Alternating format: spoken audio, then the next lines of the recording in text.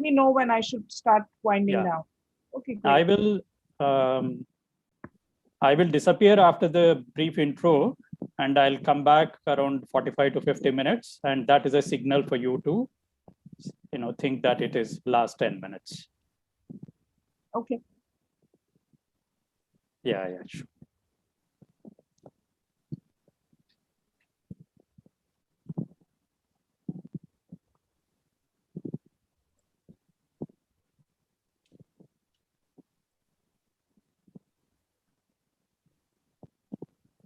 Okay, so shall we go?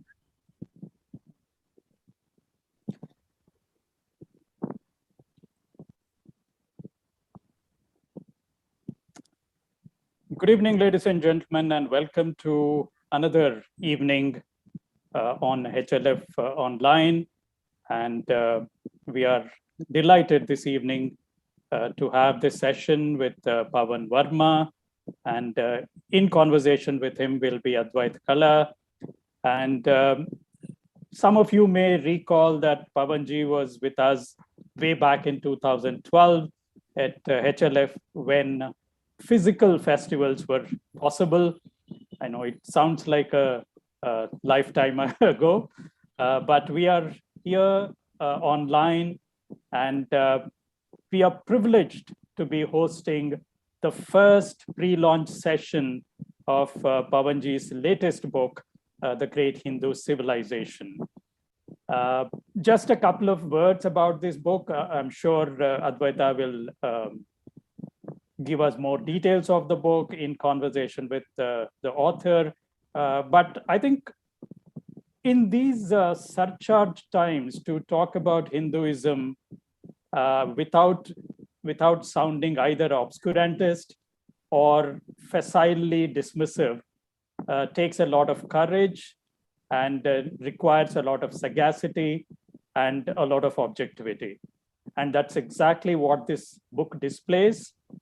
This is a book that raises some fundamental questions about what is Hinduism, how did it evolve, what is its current state, and how much of the Hindu view is derived from religious beliefs, how much of it is politicized. And the book raises many of these basic questions, and it also seeks to answer how, for instance, the Hindu civilization is today, and how much of it has been politicized, and how much do we really know and are ignorant about it. So these are the questions, these are some of the questions that the book raises, and who better than Shri Pavan Varma to answer these questions, because you have followed his writing. His more recent books have been on Ramcharitmanas, on Adi Shankara, and of course, everybody would know his first major book, The Great Indian Middle Class. I don't think I need to introduce Pavanji to our audience, but just a couple of words. He was a diplomat. He is a writer. He has been the spokesperson for MEA, and he has been an advisor to the Chief Minister of Bihar. He has been a member of the Rajya Sabha. But today, he is, of course, best known for his books.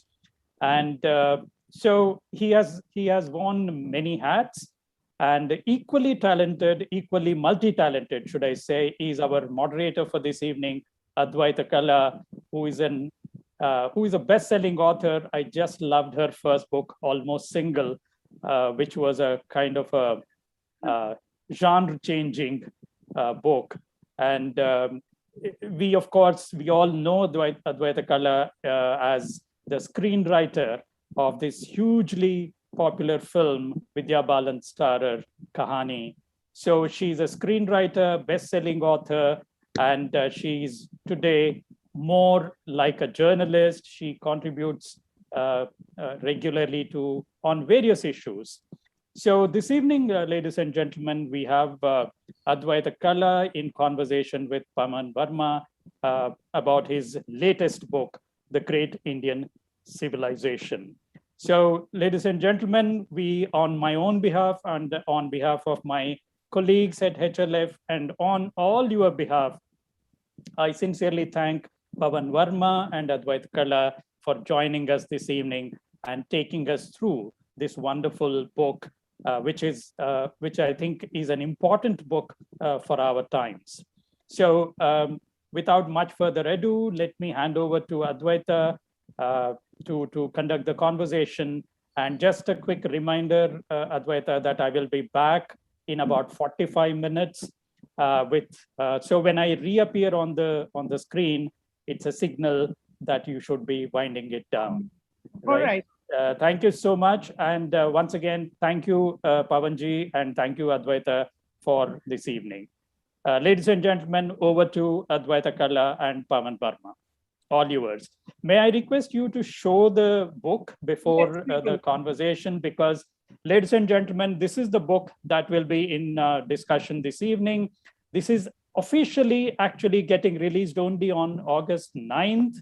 So this is, as I said, we are privileged to have this first pre-launch session, and the book is available on Amazon. Please grab a copy. Unfortunately, we can't get it autographed by Pavanji, unfortunately. But, inshallah, we'll have a time when we'll all meet and then sit with Pavanji and take his autographs. So thank you very much, and over to Advaita. Thank you so much, Vijayji. It's a pleasure to be at the Hyderabad Literary Festival. Hyderabad, Secunderabad are the homes of my childhood summer holidays. And I lived there as well for 2 years in Secunderabad in Maratpalli. So I'm very attached to that part of the world. So it's indeed an honor to be here today, actually, even if it's only online and I'm in good old Gurgaon. But it still feels good. Yeah, thank you. Thank you so much. Over to you. Thank you. Pavanji, welcome to a conversation on your book. I mean, you write them faster than most people can read them. So, but congratulations. And this one, I think, is going to be a cracker. And, of course, I do read your books. I've talked to you about them before. I follow them, and I've always admired your scholarship. This book, however, read differently. It was almost, and I told you this a few minutes ago, it's combative in its tone. And for a diplomat or a former diplomat, ambassador no less, your books are always very thoroughly researched, very well argued, articulated. This book has all those elements, but it also has one of those, okay, bring it on. How did that happen, that switch? No, I don't know whether it was bring it on, but I wanted to take on board, Advaita, some of the misguided or misinformed critique of what, to my mind, is one of the great civilizations of the world. I say this with no xenophobia or chauvinism, but I think that Hindu civilization must rank amongst the great civilizations of the world for its continuity, for its antiquity, for its peaks of refinement, for its ability to assimilate, for its tolerance of diversity, and for the sheer cerebration and ideation that went into the making of this civilization that refused to let it become a museum relic or an antiquary, but a living civilization, right, not without its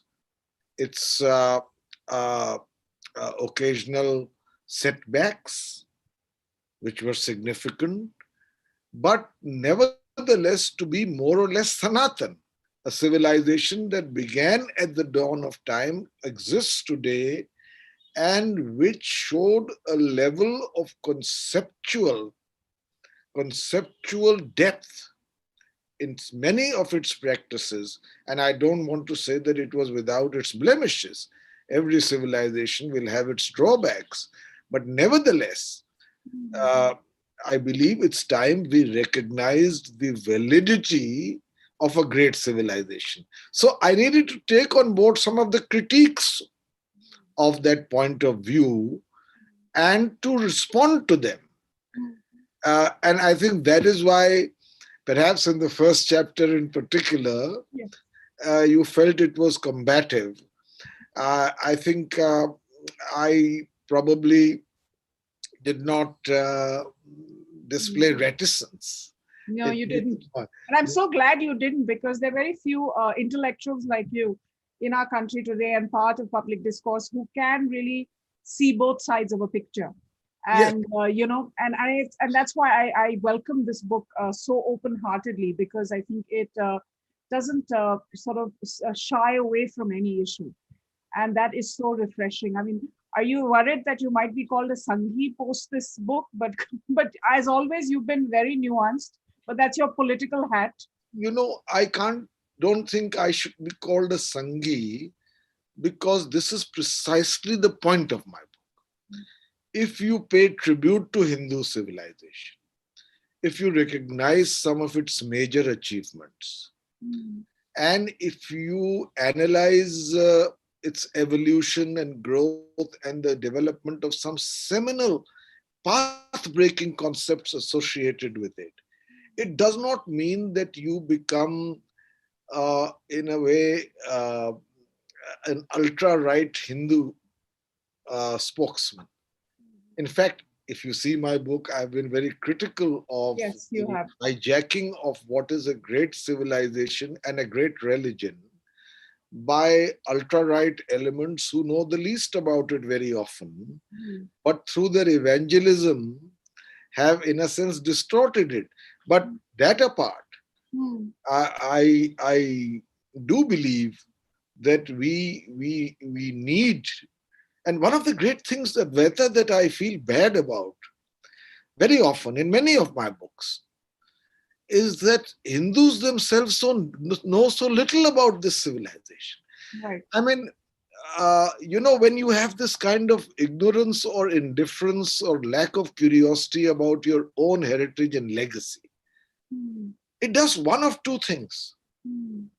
It either makes you somewhere out of sync with your own background and makes you more easily derivative, mimic people. Right. Right. Or it leads to what I call cultural illiteracy, which often which nurtures xenophobia. I don't know much about this civilization and its great nuances, but it was a great past, and anyone who dares question it, I will break their head. I mean, this kind of approach. So we need to navigate the way between these extremes. And as students of history, I appeal to sense of history and objective evaluation. We must take on board this civilization, which unfortunately, has been somewhat devalued by people in response to a particular imperative so as to be not labeled the Hindu ultra-right. I can understand that some of it is well-intentioned, but I have argued in the books strongly that because you are afraid of Hindu glorification, which may be an undesirable consequence, especially today, it does not mean that you devalue some of the legitimate and verifiable achievements of this civilization. And it's a historian's job. When I speak of the audacity of thought in the realm of philosophy and metaphysics, when I speak of the conquering eclecticism of Hinduism in terms of concept and often in practice, when I talk about the great delicate balance between Nirgun and Sagun, when I talk about the four ashrams of life, when I talk about the remarkably balanced view of life as reflected in the four Purushas, when I speak of art and culture and this grand theory of aesthetics called rasa, by which I think before anywhere else in the world, you knew what it required for an appreciation of art and of the notion of beauty. A huge seminal meditation on this subject. When I speak of the great Bhakti movement and how we survived the onslaught of the Islamic conquest, merely through the remarkable energy of this Bhakti movement lasting 6 centuries, Right. with some of the most remarkable poetry. When I talk of what happened during the British conquest and what it led to, which was unfortunate, which is the colonization of the mind. It was the Right. colonization Right. of the mind, but Yeah. still the revival of Hinduism. And when I speak of today and why I feel a little sorry that the reclamation of Hindu civilization has been tardy, inadequate, shallow, even incompetent, and that what are the dangers in the ways ahead. I am doing it as a student of history and to the best of my abilities as objectively as possible. I'm not playing to an agenda, but I am against agendas. Right. And you start, let's start from the beginning. Actually, you do start by taking on the Marxist historians and, and that intellectual group, including the late writer and, of course, theater actor Girish Karnadji and his kind of comments on V.S. Naipaul. You delve quite a bit into some of the things that V.S. Naipaul has also observed and discuss these in context with each other. And I'm so glad you mentioned that imperative, which is secularism in that sense, that kind of necessitated this detachment from Hindu-ness or Hindu culture or civilization in order to exist in what is post-1947 India. And that in many ways has, I think, perpetuated the colonial mindset that you speak of.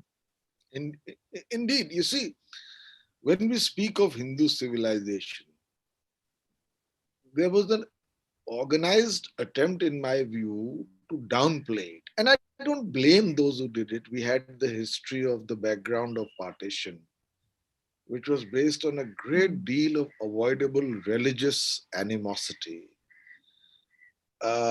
One of the world's biggest migrations of people, largely on the basis of religion. And the need was for the Indian Republic, both by circumstance and by ideology, to be plural, multi-religious, tolerant, and inclusive. Given that, there was an attempt to downplay any sense of reclamation of the Hindu past for what it may do to the imperative of secularism. Right. My essential argument is that secularism, if you want to use the word these days, it's in bad odor, but respect for all faiths is a noble ideal and a compulsion for this country, the way we are. Right. But that does not mean that you achieve that goal by downplaying or devaluing the legitimate achievements of Hindu civilization or playing with the narrative of history. Now, what were the arguments that were espoused? First, that there is no such word as Hindu. I counter it effectively. When Megasthenes in the 4th century BCE, before Christ, used that word, and so many others did, I marshal historical facts in order to prove it. Then you said, if there was such a word called Hindu, can you call it a civilization? Then I counter that. The third argument, and that predates this, is that the past is somewhere an impediment to modernity interpreted in Western terms. So it's the dead wood of the past. It's all obscurantism, superstition, ritual, blind faith. But Hindu civilization is much more than that. Then you said, okay, if it is a word like Hindu, and if there was a civilization associated with it, which I argue on facts, then was it really Hindu? Why can't we call it Buddhist? Then I countered that. then you say, okay, if that is so, then is there such a word in the unitary form called Hinduism? Wendy Doniger calls it an armadillo, I think, between an armadillo and a hedgehog and a tortoise, and it's not one, it's hydra headed. And I prove that the diversity of Hinduism is its strength, and that diversity does not dilute the central narrative. And that diversity is indeed the calling card of Hinduism. After all, Advaita, you know, you are a student and scholar of this subject. We don't have one God only. We don't have one prescribed text. We don't have only one church. We don't have only one prescribed ritual. We don't have a pope. Right. And so Hinduism is a way of life. But Hinduism has 6 systems of philosophy. It has 3 paths towards moksha: Gyan, Karma, and Bhakti. And so on and so forth. It has so much of diversity within it that you have, for instance, the Charvak school, which questions the validity of the Vedas. Hinduism's great intellectual generosity allowed it to incorporate these elements without losing its central narrative and its recognizability as a unitary whole. So you say Hinduism doesn't exist. If after you cross that hurdle, then you say, you know, we should see it from a class orientation, what you mentioned, the Marxist theory. There's no such thing as civilization or religion. There are only classes, the Asiatic mode of production, imperial despotism, whether it's feudal mode or serfdom, and so on and so forth. I go beyond that. Then you question the antiquity of the Hindu civilization, but then I marshal facts and figures to show that the old colonial theory of the Aryans invading India in 1500 BCE is outdated. No historian worth his discipline ever has accepts it anymore. And there are reasons why we can easily predate it by 1,000 years. So you take on board this, and you finally try to pin down what's the reason. Why are people who are Hindus turning against their own civilizational legacy? And then you say their reason, perhaps well-intentioned, is not to contribute to their fear in the current times of a Hindu glorification, because it may be threatening to secularism. But I say secularism is valid, but at the same time, the recognition of our past is equally valid. And so one of the offshoots of this, Advaita, is that during the Islamic conquest, and I'm a product of that syncretic culture that ultimately developed the Ganga Jamni culture that we call.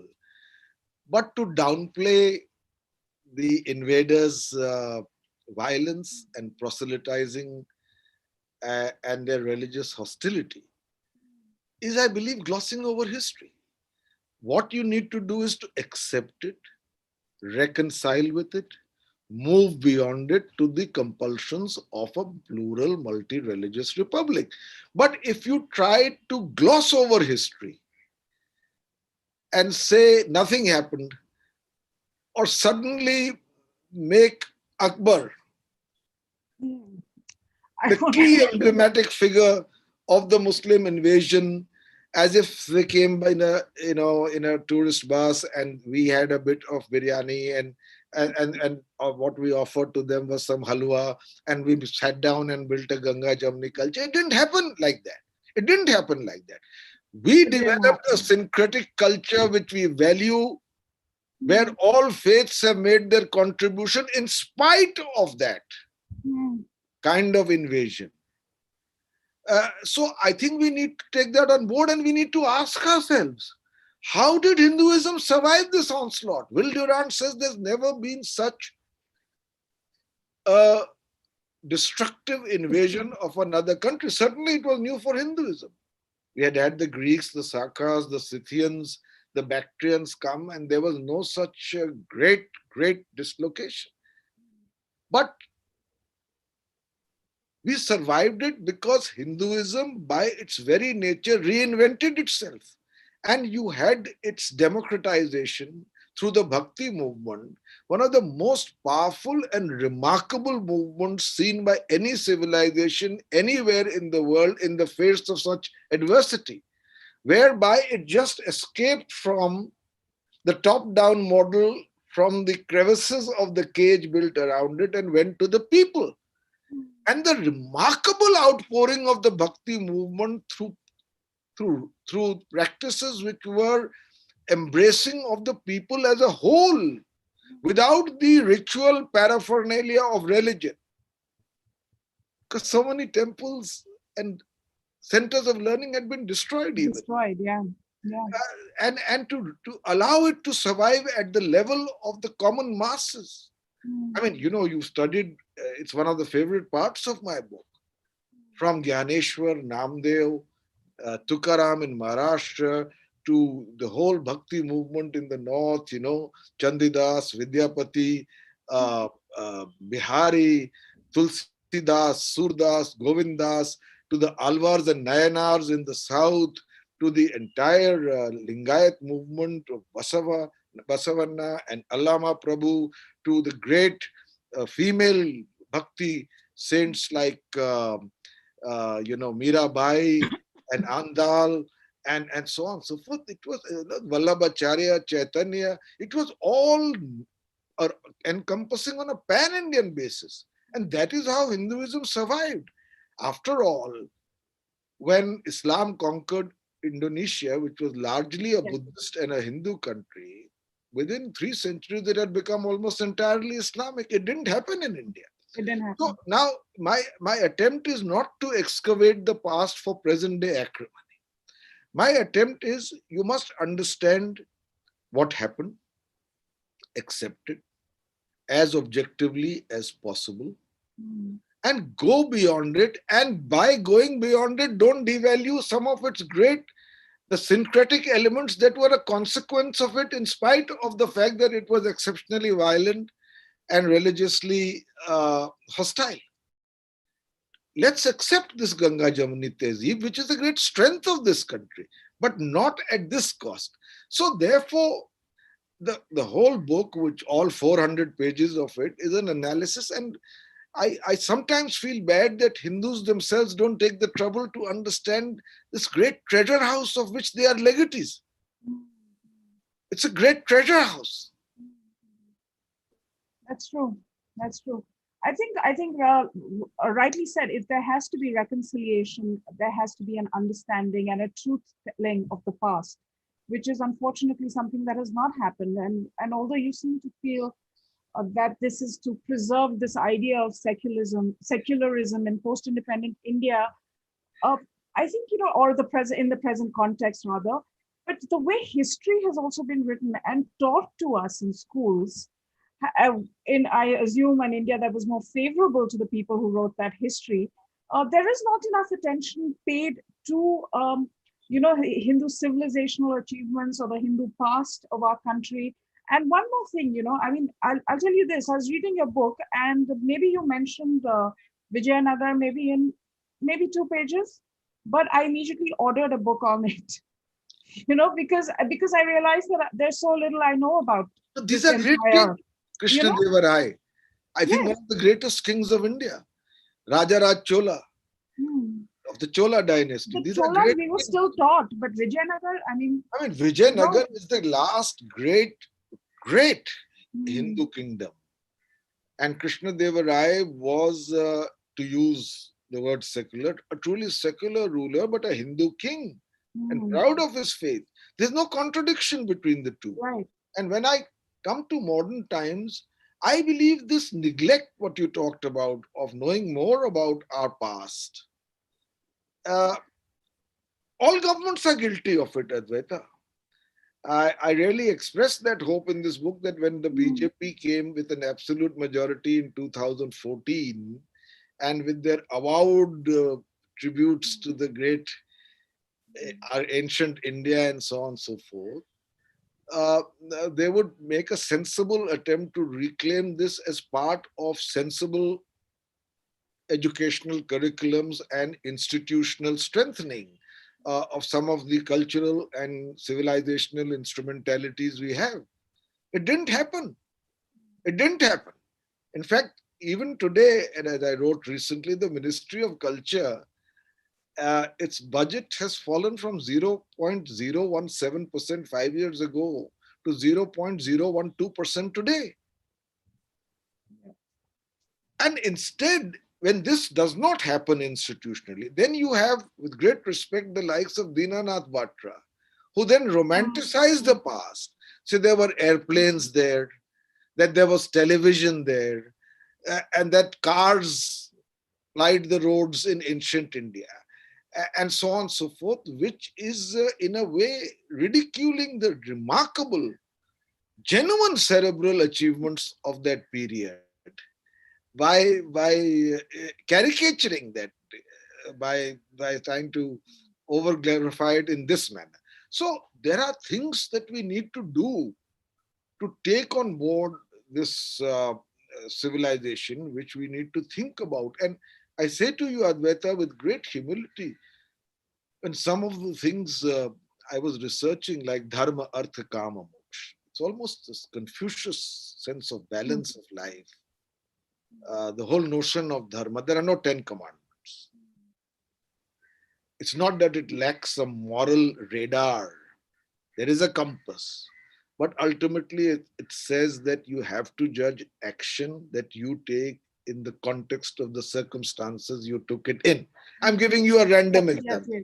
If a starving person, while stealing, is considered to be a vice, if a starving person takes an apple from a rich landlord's orchard and eats it, is it stealing or is it survival? So in other words, it places action, good or bad, in a context, and it devalues the absolute morality of man-made laws.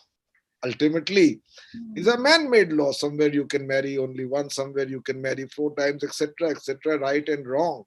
Now, it's a very courageous stand to take for a civilization. The whole notion of dharma, of earth, of karma, to bridge the gap between the sacred and the profane, and to include it among the 4 highest purusharths of life. It shows a civilization which is exceptionally sophisticated and pragmatic at the same time. So we need to know more. We need to know more. And it was a great joy researching it. You know, foreigners are perplexed by the number of gods in India. This great diversity of Indian gods. And, you know, the British rulers ridiculed it. Of course, Islam could never understand it. Foreign observers still speak. But they don't understand the whole balanced filigree of Nirgun and Sagun. You know, Hindus are harmonious schizophrenics. At one level, for them, God is immanent. The notion of Brahma, all-pervasive cosmic consciousness to which there is no other. It is the all-pervasive cosmic consciousness pervading the universe. There can be no other. It is Akhanda, it is Achintya, it is Adrisht, it is Purna, it's Nirguna, it's Nirvishesh Chinmatram, it's undifferentiated consciousness, supremely intelligent, Sarva Pratyaya Darshanin. So that is there. And then if you are so assured of that reality of that all-pervasive one consciousness, you let your imagination run riot in giving its Sagun form, its manifested form, as many attributes as possible, because it does not derogate from the central belief of that one Nirgun Brahm. And so, as many gods as you like, you can worship a stone, a tree, a river, which we do. We do. You go to Kedarnath, one of the holiest Shaiv temples, and the Shivling is just a rock jutting out of the ground. It's worshipped. So you have to understand Hinduism. Many foreign observers don't, and therefore my book takes them on in particular. Yes. And I mean, I'm really intrigued by this, and I think you're the perfect person to answer this question. But before that, I want to just suggest that maybe you need to do one about Hindu philosophy and how it's influenced Western philosophers. I think a book on that, because you know the subject so well, would be just eminently readable and such a great addition to the work out there. It's true, because Yes. somehow Hindu philosophy is so remarkable in the sheer loftiness of its thought. Mm. The three foundational books, the Upanishads, remarkable documents, the Brahma Sutra, the Bhagavad Gita, the six systems of Hindu philosophy. Now, it's always somehow portrayed as a one-way flow from the pinnacles of Western philosophy to what modern India may assimilate, rather than understanding in greater depth the remarkable churning of thought, sheer cerebration and ideation that had preceded many of the central pillars of Western philosophy. Exactly. And again, I don't wish to sound xenophobic at all, but it's important for you to know. Yes.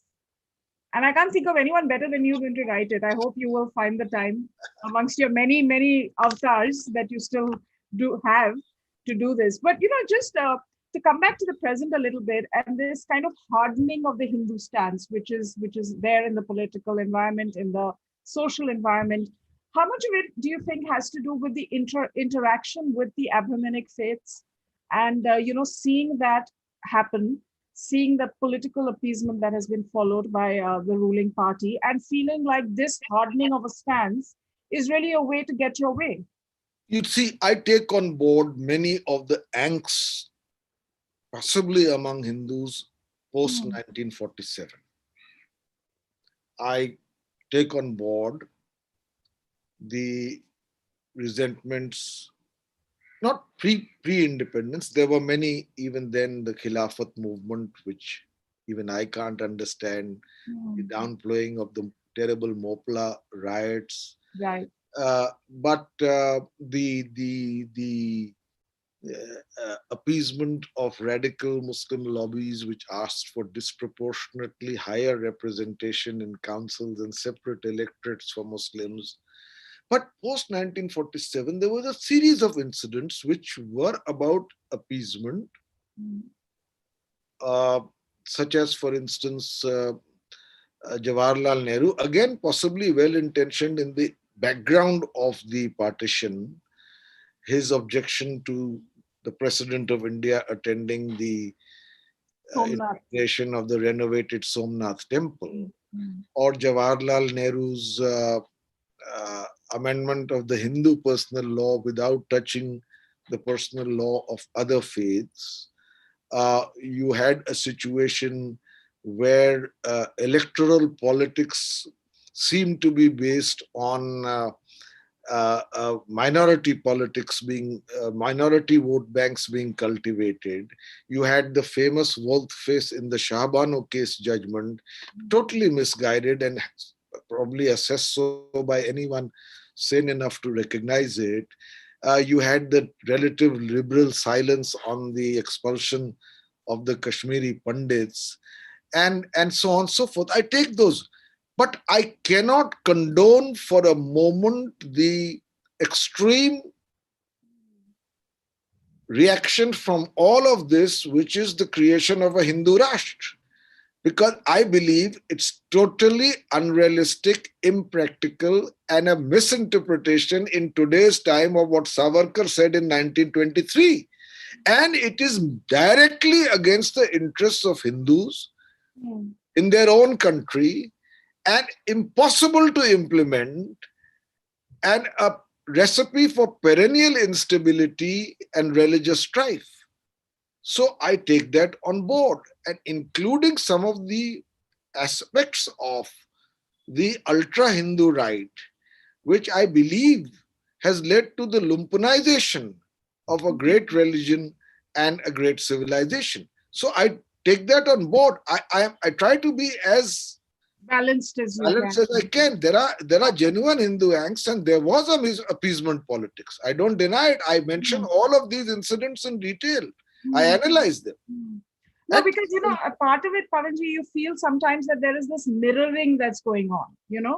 that because we have Abrahamic lived, faith, we sorry, have lived with the fatwa, we've sort of, now kind of come out with the Hindu equivalent of it now yeah. in this time. I say to you So that that Hinduism is is, sort of, no, I say to you, Hinduism is much too sui generic, one of its kind, to imitate some of the distorted aspects of Abrahamic faiths, including Talibani attributes. It's not what Hinduism is. Hinduism is a way of life, not bereft of knowledge of your own past and religion. But Hindus as a whole don't like to be told what to do and what not to do, what to eat, what to wear, what to dress, and especially, and Advaita, talking to you, the manner in which some of the Lumpun elements try to impose a code of behavior on women in the name of Hinduism.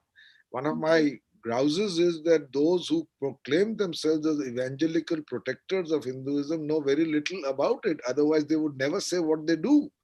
So some of these excesses need to be condemned, and therefore I say in my book, today, because of the politicization of Hindutva and its passing on to Lumpun hands, what we need is not Hindutva but Hindu Satya. We need reform in Hinduism. This is a great, continuing, remarkable tradition. We need reform on the caste system. All are great thinkers. By the way, I mentioned what a revolutionary reformer Savarkar is. His 7 points which he highlights for reform in Hinduism, of which caste is among the biggest. He was a rationalist, an atheist, ridiculed cow worship, etc. So whether it's Swami Vivekanand, whether it's Mahatma Gandhi, whether of course it's Dr. Ambedkar, everybody has been crying out for reform within Hinduism, because you cannot have a religion and a civilization which behaves in this manner to its own flock. Simply put, you need a complete revolution in terms of gender attitude. Why should a country which is 80% Hindus have the world's highest number of infanticide and feticide? absolutely. So we need to make these changes rather than hijack Hinduism to some kind of extremist posturing, which in my view militates directly against the interests of Hindus themselves, who want to live peaceably. No, absolutely. I mean, I agree entirely. I think a lot of it has had to do with this whole political scenario, which has led to this unfortunate mirroring and these solidified positions, which is not healthy at all. And I was also very interested in what you had to say about Sufism, wherein in fact, you say it better than me. So please, I thought it was a very interesting approach. It was a very and again, you do it so well, you do it so interestingly and so concisely, and then yet communicate so effectively what you I think books and I'm a great admirer of the Sufi movement, but I want to place it in context. Sufism arose after the coming of the Muslims in the Turkic invaders into India, and in the 600 years of Muslim rule. It arose also greatly influenced by the Vedantic thought and by the Bhakti movement, which also evolved coterminously in parallel. And in many respects, like Amir Khusro's personality mirrors best, it was partly the soft arm of the evangelical presence of Islam in India. But that does not mean that it did not have a connect with the masses, that it represented the softer side of Islamic rule, and that it had great redeeming features such as direct communion with God, the sheer ecstasy, the romance and also the value of ritual and the direct connect with the masses. But Sufism also had many schools. The Chishti school was more eclectic. The Naqshbandi school was less so. In fact, the Naqshbandi school disapproved of Akbar's Din-e-Ilahi. where he sought to bring people of different faiths on one platform in an open, pluralistic discussion. So, so there are, you don't take. I mean, Amir Khusro was a great man who contributed to the development of Hindavi to Urdu. He wrote some of the most moving uh, Sufi hymns. But at the same time, he was the court poet, chronicler in the kingdom of five sultans, and he also praised a great deal of, uh, violence and religious proselytization as practiced by some of these sultans, including Alauddin Khilji. So I say to you, look at historical facts, draw the sane conclusion, don't live in stereotypes, Right. and then make your own assessment in terms of what is right and what is wrong. We need to interrogate. Absolutely. And this is why I love this book, because it really opens your mind to different ways of thinking, to different perspectives, some that challenge your worldview, others that endorse your worldview. And I think that's what makes this such a complete book. And again, I want to, kind of thank you for it. It's not always comfortable to read it, because you're going to read things you don't agree with, and then you'll turn the page and you'll read something which Don't turn you the completely page. agree with. I don't want you to agree with me, but I want you to read it. And Yes, if that's you what agree I'm with me, very good. And then I love the way also that this deracination, sorry, of the Hindu mind, or the Indian mind, so to speak, and Nehru and his kind of notes from his time, where I think he's remarkably candid about it, in terms of how disconnected One he thing about was. Nehru, please remember, Hmm. he was a man of great erudition and intellectual honesty. And he realized that from Eton and Cambridge, he spent most of his life there. He was more anglicized than he needed to be Right. in the context of a newly emergent republic. In fact, he admits it himself in his autobiography. So, given that, you must also appreciate the great efforts he made in order to be aware of this baggage and to shed it where possible. But he did have a general approach to the civilizational, especially ancient civilizational past and Hindu religion, which seemed to conflate it almost entirely with obscurantism, Exactly. superstition, prejudice, and ritual, what he famously called the deadwood of the past. Right.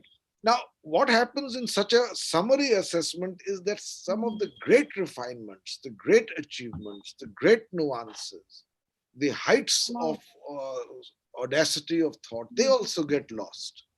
Yes. And he was India's first prime minister, the longest serving prime minister, really all powerful in a way that very few prime ministers have been ever in the republic's history, so to speak. But again, when you start talking about events that are maybe 100 years old, 80 years old, 90 years old, and you kind of refer to the Aligarh Muslim University, where the seeds of partition were first planted or first enunciated. Then you move on to Jinnah's role, and then the poet Iqbal, and this kind of build up to this sort of a situation. Do you see any echoes of that in India's future?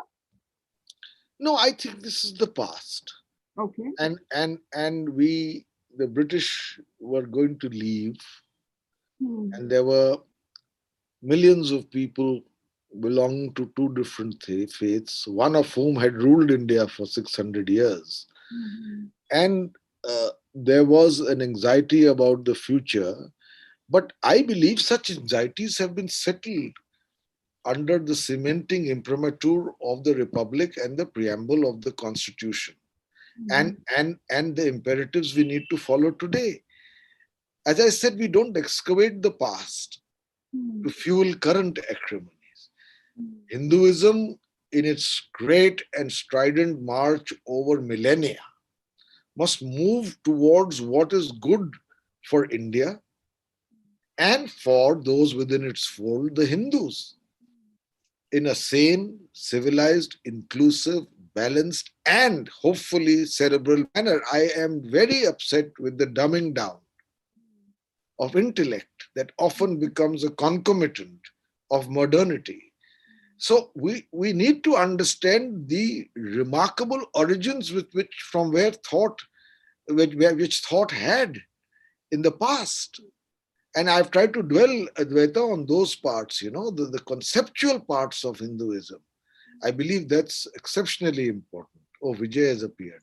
I know. So that's our big hint that we are crossing over time. But I mean, I can keep talking with you because one always learns so much, and such few interactions really give one that privilege now at this point of time. Thank you so much, Pavanji. Always a pleasure. This is such a fantastic book. I would urge you to read it. It'll challenge you. It'll help you understand so much of where we come from, where we're headed, where we're at. I don't know if that was necessarily the intentions of this book, but it certainly made me think about those questions in a deeper way than I have after watching and participating in thousands of hours of news debates. And for that, I'm grateful to you. And Advaita, if you want to have a last, final question, you have another. No, she's thanked me now. I can't repeat it. Okay, good. I mean, I can keep asking him questions. No. It's like, What a better way to end than this place for my book. So yes. I don't want to be good. I mean, I won't tire of that for sure. Yeah, we do have a lot of comments, questions in the chat box from the audience. But, what I can see from questions, one kind of running thread in many of these questions is this, question about what explains this ignorance of our history, and why have we in a way institutionalized that ignorance? From schools, from teaching, and what really explains this, if I can say, this celebration of ignorance. So, this is a question that is running through many of the questions. Surya Prakash has asked the same kind of question, saying that speaking about history to our at home constantly maybe one of the ways to overcome this kind of an ignorance. And there are other questions. Geeta Reddy is asking a similar question about why schools actually inculcate this kind of ignorance. And similarly, Amita Desai is my colleague at HLF. He's also asking the same question about what explains this ignorance. I mean, so I think there is, what you mentioned, there's an angst about our own ignorance of history. So your comment, and then I'll take other questions. Well, I'll put it briefly. There are two aspects in answering this question. One is that for a great many Hindus practicing Hinduism as a way of life, in a non-prescriptive faith, there is not necessarily the need to go deeper into your own religion, and with it as an associated factor, the civilization hyphenated to it. Somehow we live and practice Hinduism and can consider we are Hindus without the need to know more about it. Secondly, the intervening period of colonialism was an exceptionally definitive setback in the continuity of Hinduism and knowledge about it in its own people, because one of the great purposes of colonization is to colonize the mind of the native. So we began to think in categories which would win Western approbation. We deliberately participated in the collective exercise of the ruler to devalue, sometimes demean, our own civilization and culture. And we ultimately became, in the famous prophecy of Macaulay,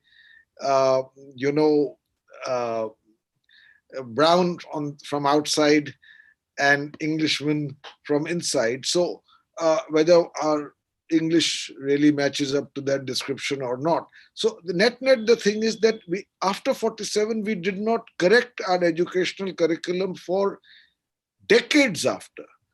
And even today, it's highly deficient. So nothing is taught. Then it got caught in the greater crossfire because what do you go back to? Will it encourage religious glorification of Hindus? So some of it which could be easily incorporated also could not uh, be achieved. So ultimately, we have a educational infrastructure which is highly inadequate. Parents can hardly groom children because parents themselves are often not as well informed either. We have the heritage of the colonial influence. And so a lot of work needs to be done in this area, which unfortunately has not happened, including, I may say so, during the BJP rule, which otherwise pays great tributes to our ancient past. Yeah, and you have written again and again about the marginalization of culture in the present government. All previous governments. Yes, all governments, including this, if I can say that. Yeah, one more question is, this is Murari Prasad who is asking, in brief, what is your critique of political Hinduism? I am not against political Hinduism, but I am against extremist political Hinduism. By that I mean the hijacking of Hinduism and Hindu culture to serve ends which are neither consonant with Hinduism nor in the interests of Hindus. So when in particular, and as a specific example, we talk of a Hindu Rashtra, I believe it's the most harebrained and impractical idea which militates against the interests of Hindus themselves. Nor do I believe that exclusion is a feature of Hinduism, a religion which says Ekam Satya Vipraha Bahuda Vadanti. The truth is one, wise people call it by different names. A religion and a civilization which says Ano Bhadraha Kritavo Yantu Vishvata, let good thoughts flow from all directions. A civilization and a religion which says Udar Charitanam Vasudhaiva Kutumbakam. The world is my family. It is not motivated by hate, violence, exclusion, and intolerance. But it is distinguished by a conquering eclecticism, which is why it is Sanatan, why it has survived over millennia from the dawn of time.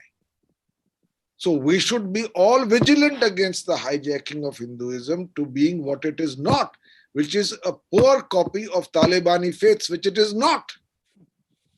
Yeah. This is a question from Amita Desai. What do you think has been the role of Manusmriti in guiding or misguiding the present stand many may have towards the Hindu thought as you laud it? You know, with the coming of the Dharma Shastras, and especially around the 2nd century CE, when the Manusmriti is supposed to have been collated because it's an evolving text with many contradictions within it. Two things that were particularly inimical about it were its approach to caste and its approach to women. Now, I have seen a defense of the Manusmriti as a reflex. That if you speak against the Manusmriti, you are attacking Hinduism. I've never seen this kind of ostrich approach to one's own, the good of one's own religion and civilization. If there are things that need to reform, we need to reform them. We don't need to throw the baby out with the bathwater, because there were many social concepts as incorporated in the Manusmriti as well, which are laudable. But there are aspects of it which need reform and which need greater scrutiny and interrogation today. And we should, as Hindus, as enlightened Hindus, as thinking Hindus, as Hindus concerned about their own future, be looking at some of those concepts and questioning them. So in that sense, I look at the Manusmriti in that sense. One quick intervention, Pavanji, if you can also throw light on the fact that the Manusmriti is not one document. Yeah. It's multiple documents and with multiple authors. And this is again, the reference that I made to this kind of mirroring. because Manusmriti is not the text that we grow up with at home anyway. It's not the Bible or the Quran or anything like that. I've heard more of Manusmriti in debates than I've actually seen in real life. No, if there is an attempt to only focus on what is wrong in Hinduism, Right. it's unbalanced approach, imbalanced approach. If there is a attempt to focus on only what is good in Hinduism, it's an imbalanced approach. Let us take the civilization as a whole. There is much seriously to recommend it. And there are drawbacks which are unforgivable, which we need to reform and rectify. To the extent that the Manusmriti, which is, as you rightly said, not a single document written by one author at one time, but collated over a period of time, which is why it has so many contradictions. It says something at one place, also. Then contradicts itself at another place, even in terms of prescribing conduct.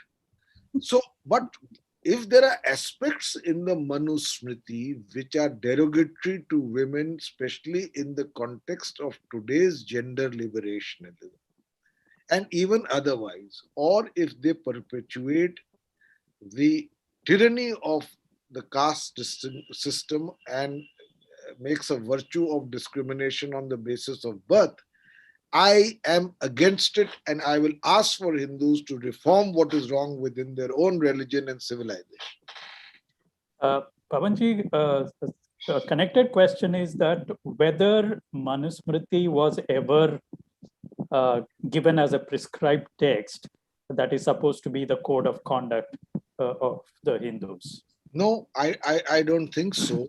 No. But the Manusmriti certainly, over a period of time, incorporated certain aspects which legitimized the behavior of vested interests in their own favor. And so they could take recourse to quoting the Manusmriti as a sanction for their actions. But it was nothing was ever a prescribed text in Hinduism. That's the point to understand. So one more question which came to me through WhatsApp is that how is it that we are talking about Hindu civilization rather than Indian civilization? Are we conflating the two? Because I don't see a contradiction in the two. You see, Indian civilization consists of many strands. I think a very important strand within Indian civilization is Hindu civilization. And nowhere when you talk of Hindu civilization are you saying that it's a substitute for Indian civilization. And I think we should see it like that.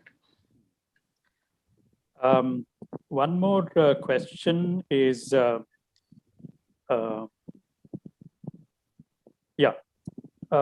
you think that our reform movements have, this is Chopra who is asking, wonder why our reform movements have failed so comprehensively? They have not been carried out rigorously enough in spite of the greatest minds being behind some of them. And I mentioned earlier Mahatma Gandhi, Dr. Ambedkar, Jyotibai Phule, and of course, in this regard, on reform within Hinduism, Veer Savarkar himself, Aurobindo. They've all argued for it. But you must understand that you are, and I must say the Indian state has enacted laws which lead to reform. But much more needs to be done, which can't be done until Hindus awaken themselves on the imperative of need. That is the new revolution waiting to happen. And therefore, you continue to have what needs to be reformed existing and sometimes flourishing. But is there a danger that you already mentioned? Is there a danger of this awakening assuming political overtones? Because in our country, nothing happens unless it takes a political shape. Do you think there is a social movement that is possible without the political overtones? No, I am not against a social movement which is backed in a sane manner by uh, political initiatives. But I am against the single-handed hijacking of Hinduism to an unsustainable political plank, ignoring some of the more very important reforms within Hinduism. I don't say this as a mean to decry Hinduism. I say that Hinduism is and Hindu civilization is a living entity. It has survived because it has reformed and evolved over a period of time. It has shown the flexibility to survive while many civilizations which were coterminous with it have become museum relics. And for doing that, you need reform today. Again, by a change in the mindsets of Hindus themselves. Yeah. I think we will have to end there. I know that Pavanji has a busy schedule. He could not join us in advance because he was attending to another media briefing. Thank you very much, Pavanji. It's always a pleasure to host you and listen to you, again and again. And whether you speak about the Indian middle class or whether you talk about the great Indian civilization, it is that same insightful and balanced approach that comes through your talks. And we are grateful to you for giving us this opportunity to have this session before the launch of the book. And we are eagerly looking forward to the book. I just want to say it's a great pleasure and privilege to be part of the Hyderabad Literary Festival. I have very happy memories of my earlier physical participation in it, and I look forward to that. It's a great city, as Advaita was saying, and to come to Hyderabad. But thank you so much for giving me this opportunity, and I want to thank Advaita, who was over generous in her praise for my book, but is a friend and it's probably partial, but I believe her. But I believe her. And I'm not partial. In fact, I could ask you a whole more many questions because there's some things I don't agree with. Yeah. So we'll have many sessions. This one does that. Yes. We'll have many more sessions, but thank you, Advaita. And thank you, Advaita, and thank you, Pavanji, once again. And ladies and gentlemen, with that, we come to the end of today's session. And we will have our next session on August 6th. And I'm happy to announce that our next speaker would be Sanjay Baru, who will be speaking to us 15 days from now on August 6th. Thank you once again. And Pavanji and Advaita, thank you very much for this session. Thank you, ladies and gentlemen, and we'll see you again on August 6th with another edition of HLF Online. Thank you very much. Thank you.